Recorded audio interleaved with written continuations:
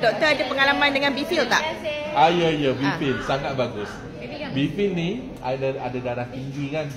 So darah tinggi I stabil. Tapi yang bestnya isteri I. Isteri I ni jenis orang yang degil. Dia lebih suka dengan anak dia, Dr. Huzaifah, anak dia tu. Dia lebih kata, ayah kau suruh makan Bifil. Ibu tak suka, dia tak suka minum Bifil. Tiba-tiba dia tak boleh nak makan, dia tak boleh nak bernafas. Suddenly we realise dia ada sakit jantung. Otot dia lambat pump. Dia tak jantung macam orang lain, dia kena letak bateri. Bateri pacemaker. So bila jumpa doktor, doktor pun, wah ini kena letak bateri ni.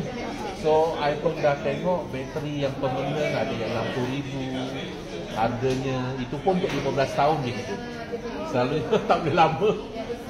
Bateri-bateri ni tak lama. My mother-in-law mati selepas 2 bulan pakai bateri. Pergilah dekat hospital ni, okey buat angiogram. So hari Khamis, angiogram hari Isnin. So dia tak minum lagi Bifil. Jumaat pun dia tak minum lagi. Suddenly kita ada makan-makan malam bersama Farhana. Farhana bagi tahu dia dulu ada sakit jantung. Produk Bifil tak ada. Kemudian dia bagi tahu bos, founder told her to come to his house, ambil daripada rumah dia, our founder. So dia pun consume, habis jantung air lega.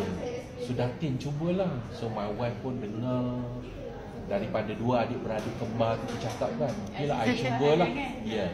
So dia pun ambil lah malam tu. So pagi Sabtu kan kita punya legend yang baru ni.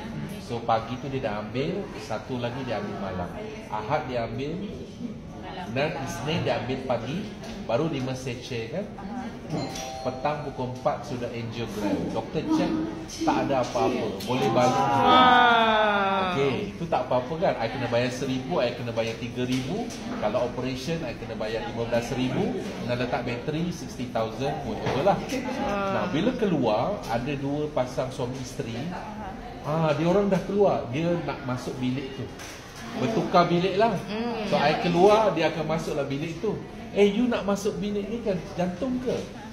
Ini. Oh, nak tak sembuh tanpa. So I pun katalah pasal Bifil.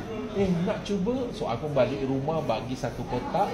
Dan I call her, suami dia dah tak makan, dah tak ada operasi, tak buat apa-apa pun. Itulah kelebihan pengalaman Bifil dari keluarga saya sendiri.